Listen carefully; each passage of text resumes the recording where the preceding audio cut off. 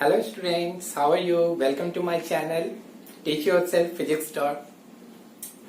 Student आज के topic में आज की क्लास में हम लोग डिस्कस करने वाले हैं इलेक्ट्रिक करंट। इलेक्ट्रिक करंट को आज हमें डिस्कस करना है। इलेक्ट्रिक करंट को डिस्कस करने से स्टूडेंट सबसे पहले मैं आपको डेफिनेशन ऑफ करंट बताता हूँ। डेफिनेशन ऑफ करंट, करंट का मतलब क्या था, what is the meaning of current. तो करंट का स्टूडेंट मीनिंग होता है that is direction. Current means होता है डायरेक्शन। अब सपोज करते हैं किसी भी टाइप का डायरेक्शन है, जैसे सपोज कर कि तू यहाँ पे स्विमिंग पूल में स्विमिंग कर रहा है, ये स्विमिंग कर रहा है तू, तो स्विमिंग करने का एक फिक्स डायरेक्शन होगा और उसी डायरेक्शन को हम बोलते हैं करंट। करंट जो होता है स्टूडेंट किसी भी डायरेक्शन को, कोई भी ऐसा काम जिसमें हम डायरेक्शन को डिनोट करते हैं, दैट इज कॉल्ड करंट। अब स्टूडेंट इसी करंट को हमें डिफाइन करना है इलेक्ट्रिक के फॉर्म में। किसके फॉर्म में? इलेक्ट्रिक के फॉर्म में हमें डिफाइन करना है। और सो सिंपल हम लोग डिफाइन करेंगे आज इलेक्ट्रिक करंट को, उसके फॉर्मूले को, यूनिट्स को, बहुत सारी चीजों को डिस्कस करेंगे अपन लोग। तो यहाँ पे स्टूडेंट आज हमारा टॉपिक है इलेक्ट्रिक करंट। इलेक्ट्रिक करंट को सिंपली हम लोग डिफाइन करते हैं।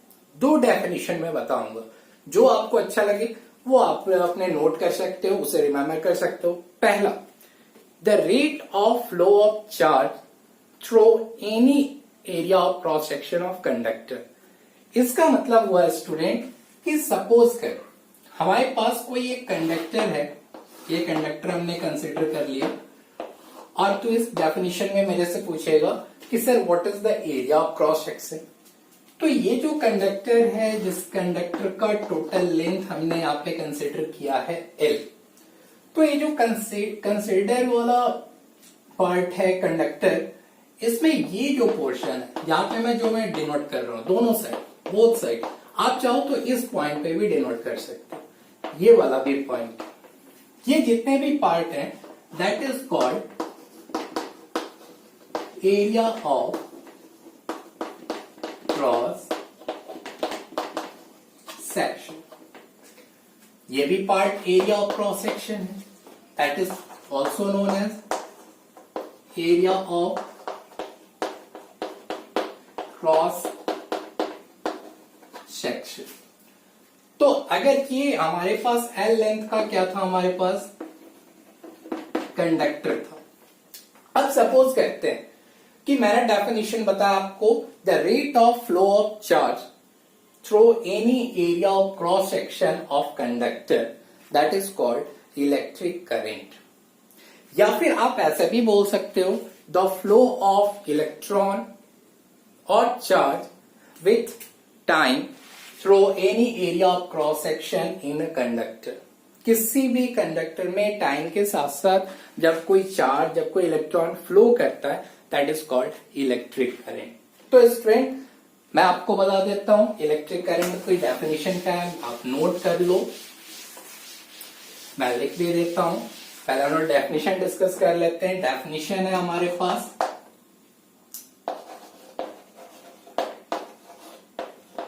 Rate of flow of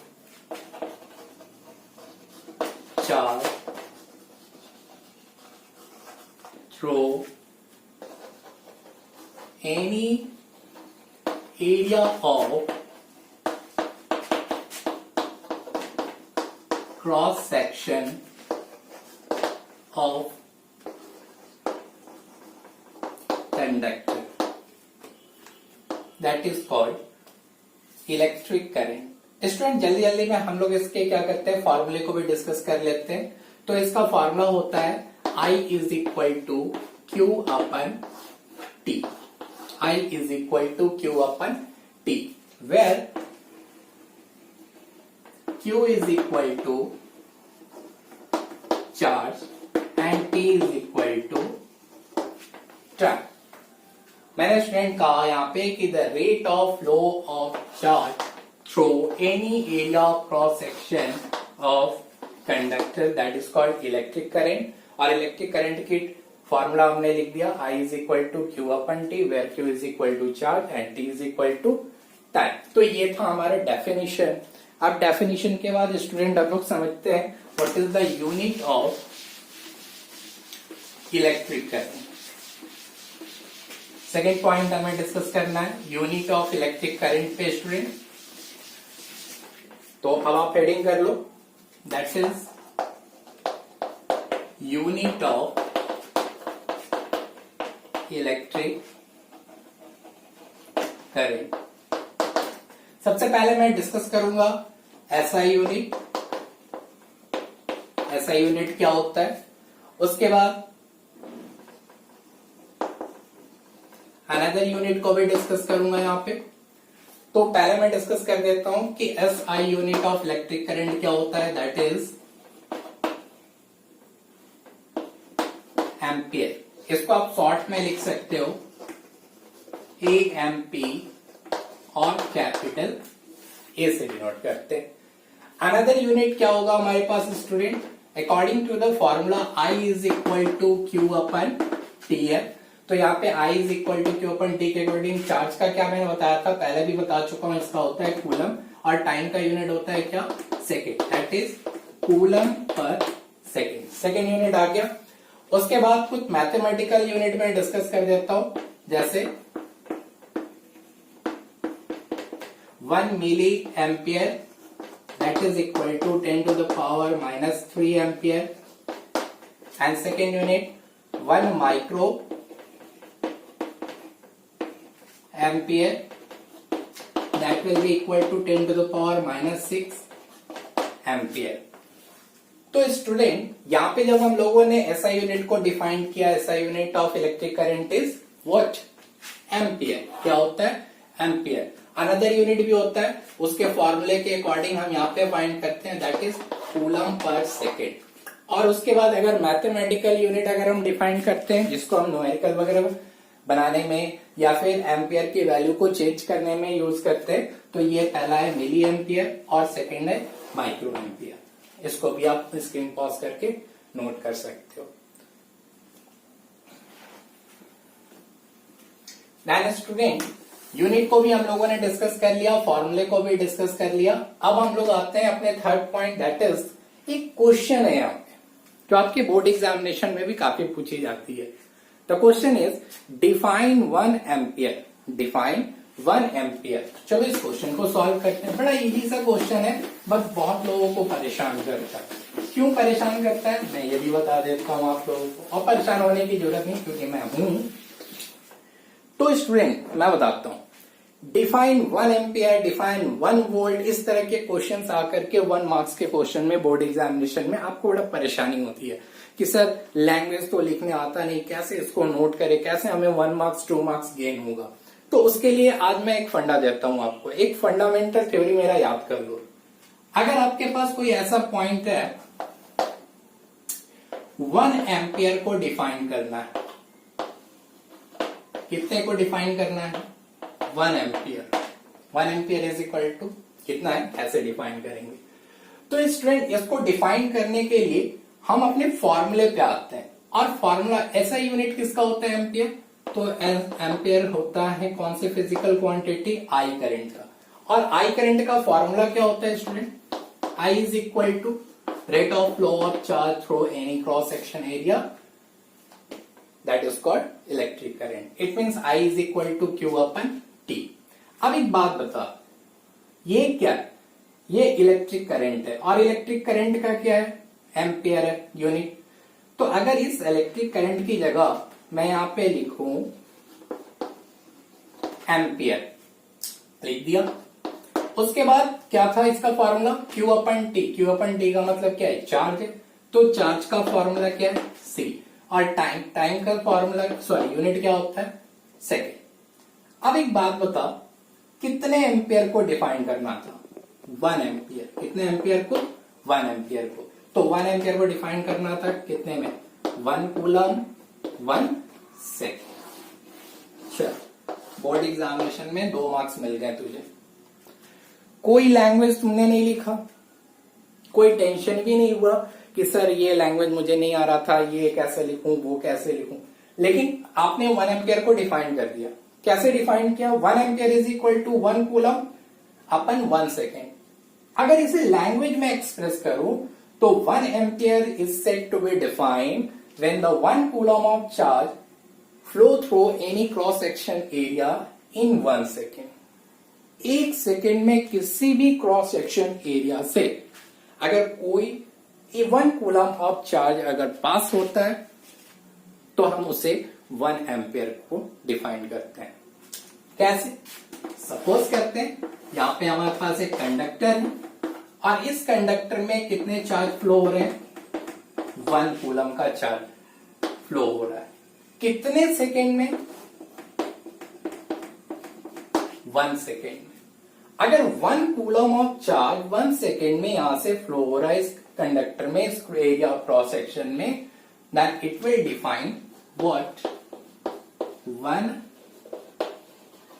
ampere. अगर एग्जाम में लैंग्वेज नहीं लिख पाता है, तो अगर एग्जाम में लैंग्वेज में प्रॉब्लम होती है तो आप सिंपली इस कंडक्टर के डायग्राम को बनाओ। कंडक्टर, इसमें 1 कूलम ऑफ चार्ज 1 सेकेंड को डिनोट करो और यहाँ पे 1 एम्पियर डिफाइन कर दो। पहला मेथड तो ये है। सेकेंड मेथड इसको डिफाइन करने का क्या है? 1 एम्पियर को हम फॉर्मूले के अकॉर्डिंग करते हैं, I is equal to Q upon T. तो I का यूनिट क्या होता है? एम्पियर। कूलम किसका यूनिट होता है? चार्ज। एंड टाइम का यूनिट क्या होता है? सेकेंड। तो कितने एम्पियर को डिफाइन करना था? 1 एम्पियर। तो 1 एम्पियर को डिफाइन करना था तो चार्ज और टाइम को कितना लेना था? 1 कूलम एंड 1 सेकेंड। तो स्टूडेंट इस तरीके से हम 1 एम्पियर को डिफाइन करते हैं। उसके बाद यूनिट को हमने डिफाइन किया। यूनिट के बाद हम लोग थोड़ा डिस्कस कर लेते हैं। एक बहुत ही इंपॉर्टेंट क्वेश्चन है यहाँ पे, अभी बोर्ड एग्जामिनेशन में, बहुत सारे कॉम्पिटेटिव एग्जामिनेशन में भी ये पूछे जाते हैं। कैसे होगा? चलो हम देखते हैं।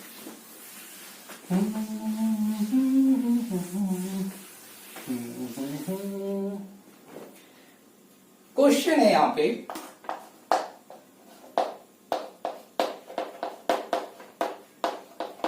electric current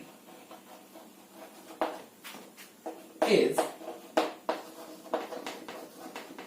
scalar or vector. Electric current is scalar or vector. Student अगर मैं चलो थोड़ा सा बात मानता हूं, कुछ एक क्वेश्चंस के अकॉर्डिंग सॉल्व करेंगे। सपोज कर यहां से करंट आ रही थी, यहां पे करंट आ रहा था 2 एम्पियर। कितना करंट आ रहा था? 2 एम्पियर। और इस पॉइंट से करंट आ रहा था टोटल 3 एम्पियर। कितना आ रहा था? 3 एम्पियर। अगर इस जंक्शन से अगर कोई थर्ड बार यहां पे लगाया और मैंने आई यहां पे पूछा कि बोल कितना, बोल कितना, तो सिंपली आई की जो वैल्यू होगी यहां पे वो होगा 5 एम्पियर। कितनी होगी? 5 एम्पियर। ये कैसे हो गया भाई? चलो माना कि 5 एम्पियर है, 2 एम्पियर यहाँ पे, 3 एम्पियर यहाँ पे है, तो यहाँ पे कितना हुआ? 5 एम्पियर। ये तो हमारे पास सिंपल अलजेब्रिक मेथड हो गया। तो इस मेथड से हम कैसे डिफाइन करेंगे कि वो स्केलर है या वेक्टर? क्योंकि यहाँ पे हमने क्या देखा कि करंट के पास क्या है? मैग्नीट्यूड है, 2 एम्पियर, 3 एम्पियर और 5 एम्पियर। फिर हमने क्या देखा यहाँ पे कि इसके पास तो डायरेक्शन भी है। क्या है? डायरेक्शन भी है। तो मैग्नीट्यूड और डायरेक्शन सर जी कौन सा होता है? Vector, scalar. आप बोलोगे कि सर वेक्टर होता है क्योंकि मैग्नीट्यूड है और उसमें डायरेक्शन भी है, बट ऐसा नहीं होगा स्टूडेंट। क्यों नहीं होगा? अब मैं आपको बताता हूं। ये एग्जांपल है कि हम लोगों ने अगर 2 और मोर देन 2 करंट को ऐड करना है तो सिंपल अलजेब्रिक फॉर्म में ही हम इसको ऐड कर लेते हैं। क्यों नहीं होता है वेक्टर? अब ये देखते हैं। सिंपल सा आंसर है इसका,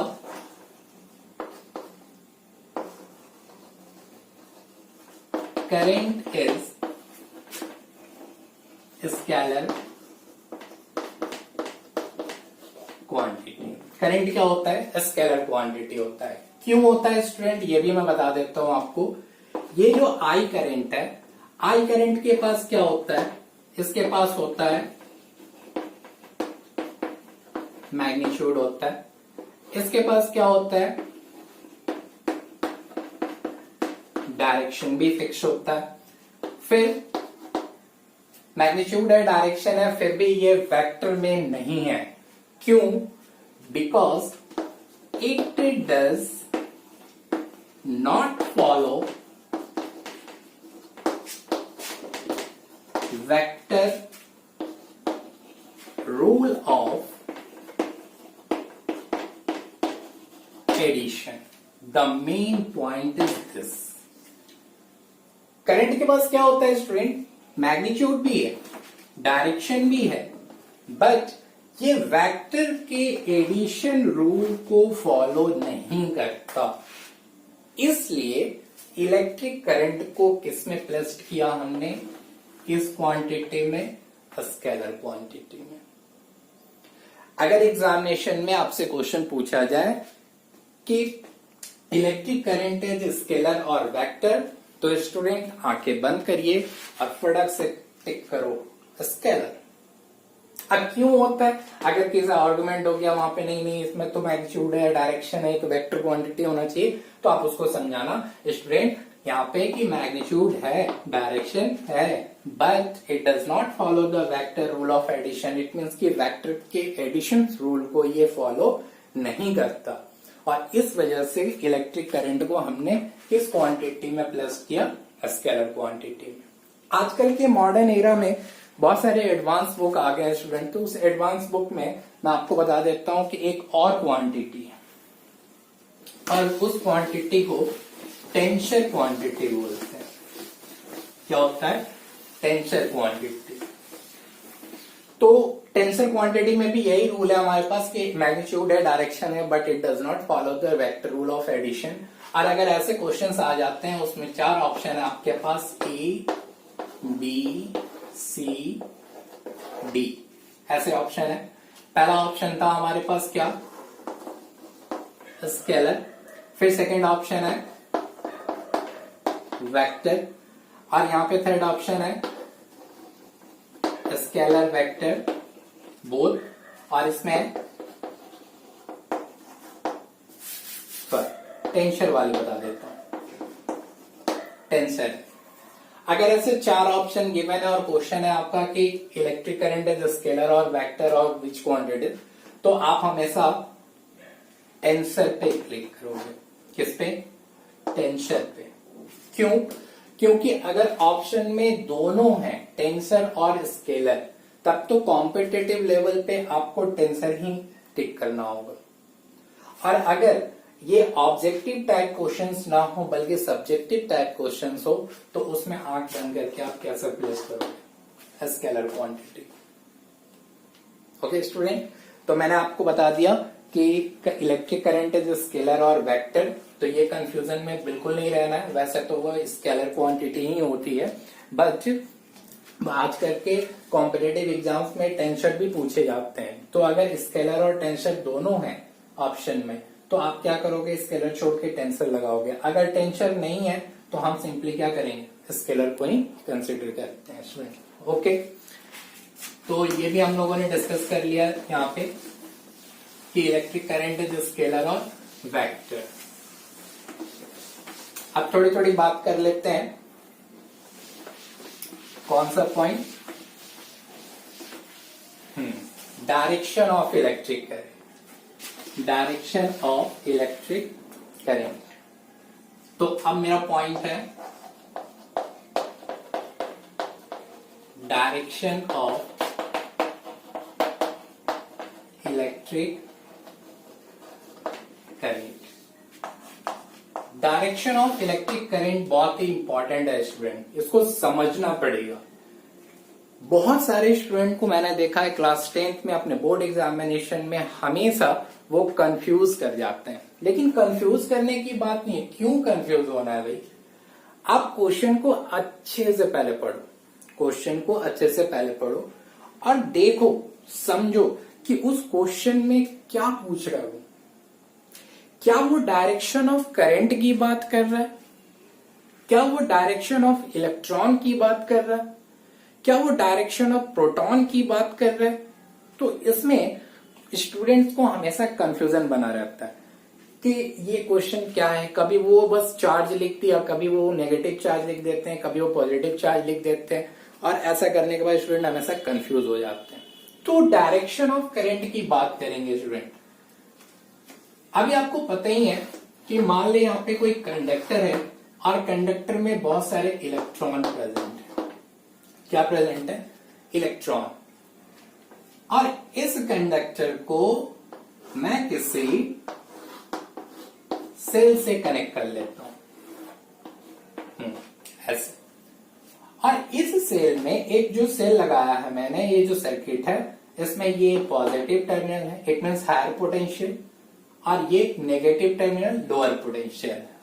तो स्टूडेंट अब हम लोग डायरेक्शन की बात करते हैं। जैसे ही यहां से पोटेंशियल प्रोड्यूस होगा और वायर में ऐसा फ्लो करना स्टार्ट करेगा, तो यहां से आई करंट फ्लो करेगा ऐसे। आई करंट का डायरेक्शन ने लगा दिया। तो सर्किट में जैसे हम लोग सेल और बैटरी लगाते हैं, तो सेल बैटरी लगाने के बाद उसको कंडक्टर में कनेक्ट कर दिया। कंडक्टर में इलेक्ट्रॉन प्रेजेंट है और इलेक्ट्रिक करंट का डायरेक्शन मैंने शो कर दिया, higher potential to lower potential of cell. यहाँ पे टोटल पोटेंशियल कितना है? V।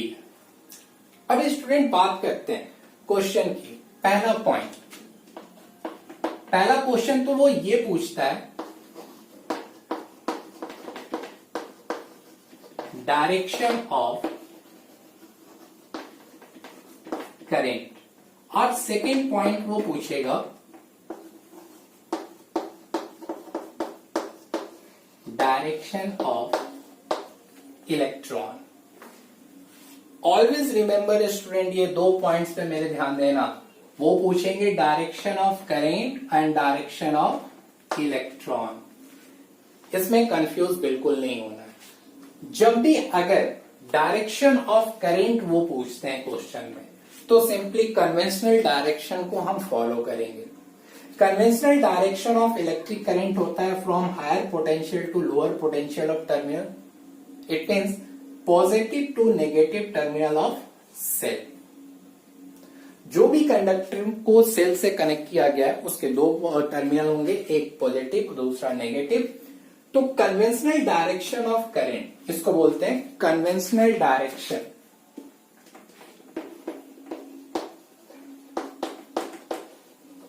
Conventional direction.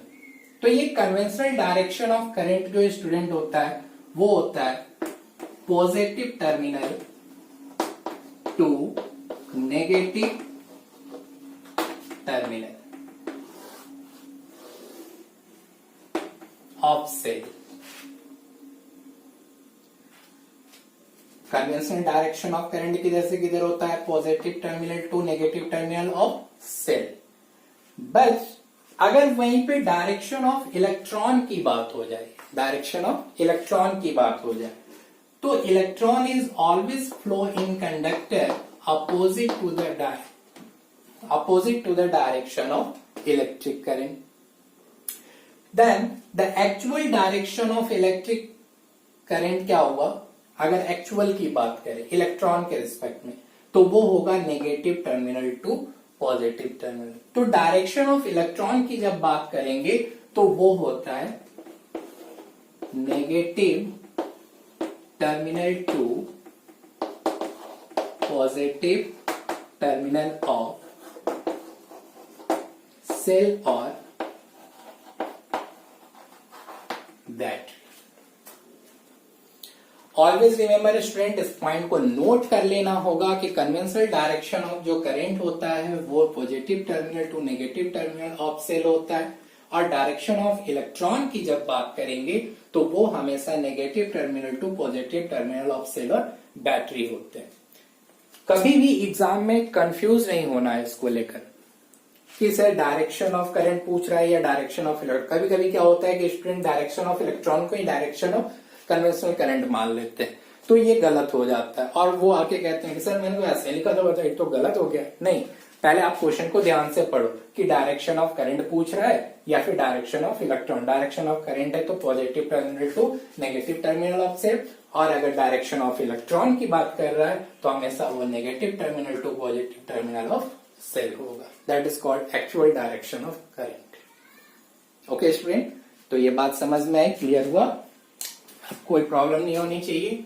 तो डायरेक्शन ऑफ इलेक्ट्रिक करंट की भी बात कर लिया हम लोगों ने। फिर थोड़ी सी बात करूंगा मैं continuous flow of electric current in conductor की। आपके एनसीईआरटी बुक में एक बहुत ही इंपॉर्टेंट टॉपिक है, वहां पे लिखा हुआ है, दिया हुआ है टॉपिक। टॉपिक क्या है स्टूडेंट? टॉपिक है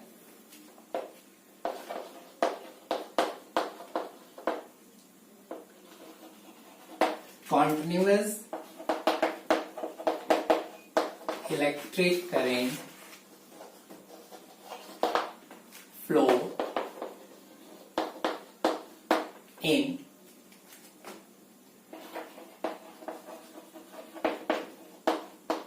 conductor. Continuous electric current flow in conductor क्या है, इसको समझना है। कोई भी कंडक्टर है, सपोज करते हैं यहां पे मैंने एक कंडक्टर लिया हुआ है और कंडक्टर का एरिया क्रॉस सेक्शन क्या है, ए है, ये एरिया क्रॉस सेक्शन है इसका, जहां से हमें इलेक्ट्रिक करंट आई को पास करना है। अब ये जो कंडक्टर मैंने लिया है, इस कंडक्टर को क्या करते हैं, किसी सेल से कनेक्ट कर लेते हैं ऐसे, सेल और बैटरी से कनेक्ट कर लिया, जिसका एक टर्मिनल कैसा है, पॉजिटिव है और दूसरा नेगेटिव टर्मिनल है। यहाँ पे मैंने एक डायग्राम बनाया है, कंडक्टर है, कंडक्टर को सेल से हमने कनेक्ट कर लिया, बहुत ही इजी है यार।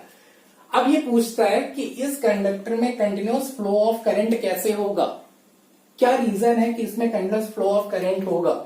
तो स्टूडेंट, कंडक्टर को जैसे ही यहाँ पे हम सेल और बैटरी से कनेक्ट करते हैं तो होता क्या है कि इन दो टर्मिनल्स के बीच पोटेंशियल क्रिएट होता है। क्या क्रिएट होगा, पोटेंशियल। और दो टर्मिनल्स के बीच पोटेंशियल नहीं, पोटेंशियल डिफरेंस यहां पे क्रिएट होगा, और यही पोटेंशियल डिफरेंस क्या करता है, continuous flow of electric current को मेंटेन करता है। क्या करता है, मेंटेन करता है। तो स्टूडेंट, क्वेश्चन पूछे जाते हैं आपसे एग्जाम में कि how continuous electricity flow in conductor, तो आपका आंसर होना चाहिए यहां पे, the answer of this question is when conductor connect with cell or battery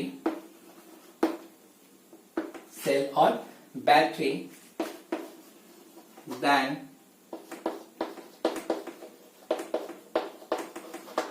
potential difference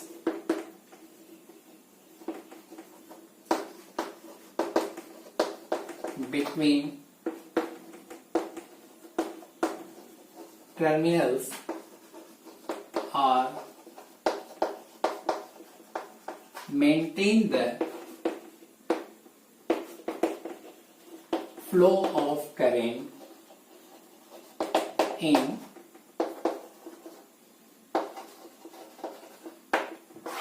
conductor। मैंने बताया आपको स्टूडेंट कि जब इस कंडक्टर को हम यहाँ पे किससे, सेल और बैटरी से कनेक्ट करते हैं, तो इन दो टर्मिनल के बीच जो पोटेंशियल डिफरेंस होता है, that potential difference will maintain the continuous flow of electric current in conductor. जो भी कंडक्टर होते हैं उसमें कंटिन्यूअस फ्लो ऑफ करंट करने के लिए हमें क्या नीड होती है, पोटेंशियल। और वो पोटेंशियल कहां से आएगा, तो जो सेल और बैटरी हम उसमें कनेक्ट करते हैं उससे आता है स्टूडेंट। तो बात इसको बिल्कुल क्लियर है कि अगर हमें कंटिन्यूअस इलेक्ट्रिसिटी फ्लो करानी है अगर किसी कंडक्टर में, तो उस कंडक्टर को हमें किससे कनेक्ट करना होगा, सेल और बैटरी से कनेक्ट करना होता है। समझ में आई बात है स्टूडेंट? Very good.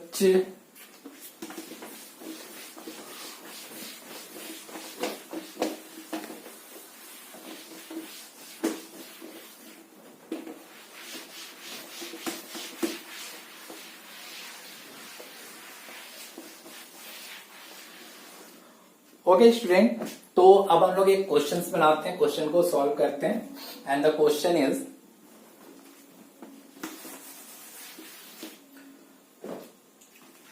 क्वेश्चन है आपके पास,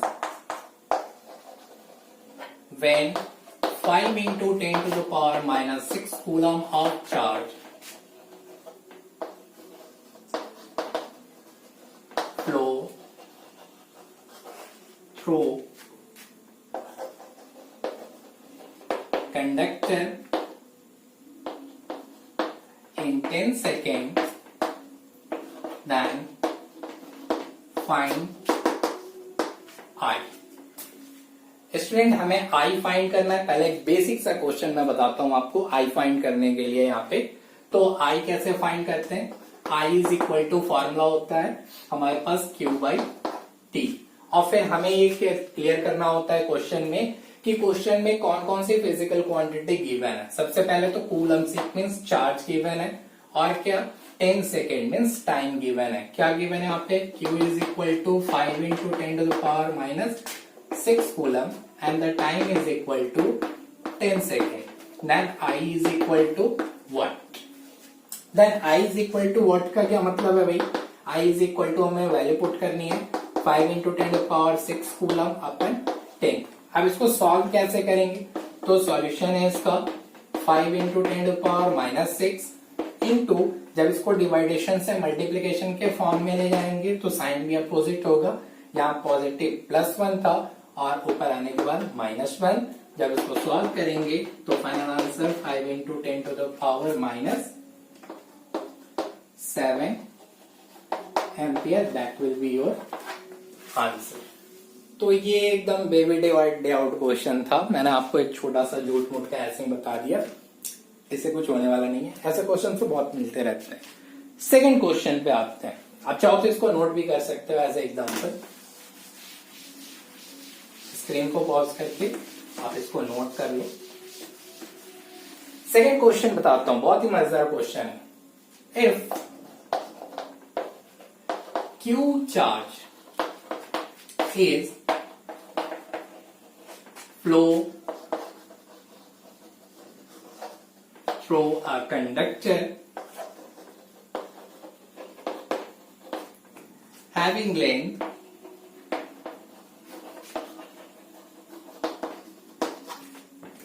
L with velocity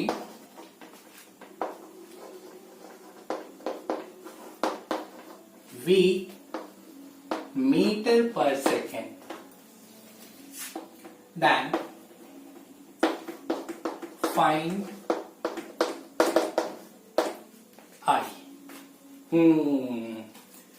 अब आया मजा थोड़ा सा, अब क्वेश्चन में थोड़ा ट्विस्ट आ गया। अब इस ट्विस्ट को हमें समझना है। यहाँ पे स्टूडेंट कह रहा है क्वेश्चन में कि if Q charge is flow through the conductor having the length L with the velocity V meter per second।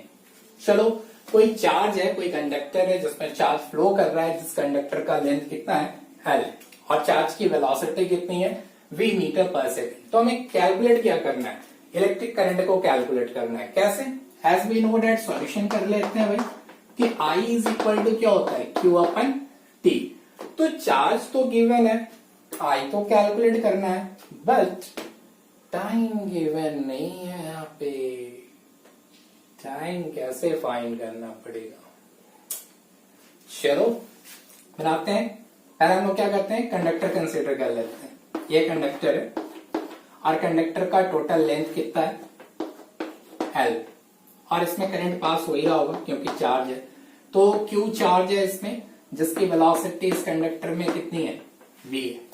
हमें I फाइंड करना है। स्टूडेंट मान लेते हैं कि ये जो चार्ज Q था, अगर इसमें वेलोसिटी आया तो क्या ये मूव करता हुआ फाइनल पोजीशन पे यहाँ पे आएगा Q। कब, जब इसमें V वेक्टर आया था, वेलोसिटी आया था। तो चार्ज का टोटल डिस्प्लेसमेंट कितना है L, टोटल डिस्प्लेसमेंट कितना है L। So we can write here velocity of charge. पहले हम वेलोसिटी ऑफ चार्ज फाइंड करते हैं। वेलोसिटी ऑफ चार्ज कितना होगा student, total displacement upon time, total displacement upon time. तो यहां से हम टी कैलकुलेट कर सकते हैं। अगर मैं यहां से टी कैलकुलेट करूं तो T is equal to we can write what L upon B. तो टाइम तो आ ही गया, total length upon velocity. So current I is equal to we can write how much, charge कितना था Q और टाइम कितना आ गया L upon B। So the total current in this conductor will be Q into V upon L. That is your final answer. एक बार फिर से मैं डिस्कस कर देता हूं इस क्वेश्चन को। स्टूडेंट, इस क्वेश्चन में मैंने कहा कि अगर Q चार्ज है, किसी कंडक्टर का लेंथ L है, उसमें Q चार्ज मूव कर रहा है कितने वेलोसिटी से, V वेलोसिटी से मूव कर रहा है। तो हम लोगों ने यहाँ पे सॉल्यूशन बनाया कि कंडक्टर है और कंडक्टर में टोटल लेंथ कितना L है, चार्ज है, चार्ज की वेलोसिटी V है। तो चार्ज का पूरा डिस्प्लेसमेंट कितना होगा from this position to this position. तो total displacement will be L and velocity is equal to क्या होता है डिस्प्लेसमेंट अपन टाइम। तो टोटल टाइम कितना L अपन T। तो यहां से हमने T का वैल्यू कैलकुलेट किया, that is T is equal to L upon V। So we can write here I is equal to Q upon T, T की value L upon V। So final answer will be QV upon L। आप समझ में आए student. तो NCERT में, SC Verma में बहुत सारे क्वेश्चंस यहाँ पे गिवन है आपके पास। आप चाहो तो उस बुक को ओपन करो, ओपन करने के बाद सॉल्व कर सकते हो और सॉल्व करने के बाद कोई कंफ्यूजन हो तो मेरे कमेंट बॉक्स में उस क्वेश्चन को पुट करो और उसका आंसर ले लो। तो आज के वीडियो में हम लोगों ने डिस्कस किया स्टूडेंट क्या, current, unit of current and direction of current. Direction of current के बाद फिर कंटिन्यूअस फ्लो ऑफ करंट को भी डिस्कस कर लिया हम लोगों ने। तो अब हम लोग क्या करेंगे नेक्स्ट वीडियो में, पोटेंशियल डिफरेंस को मेजर करेंगे, कैलकुलेट करेंगे। तब तक के लिए आप इस वीडियो को देखो, अच्छे से इसका नोट्स प्रिपेयर करो और नोट्स प्रिपेयर करने के बाद सारे पॉइंट्स के डाउट्स को क्लियर करो। Okay, thank you student. और लास्ट में आपको क्या करना है आपको पता ही है, मेरे चैनल को ज्यादा से ज्यादा लाइक करो, शेयर करो, सब्सक्राइब करो और दूसरे स्टूडेंट को भी क्या करो, मोटिवेट करो इस चैनल को सब्सक्राइब करने के लिए। Thank you student.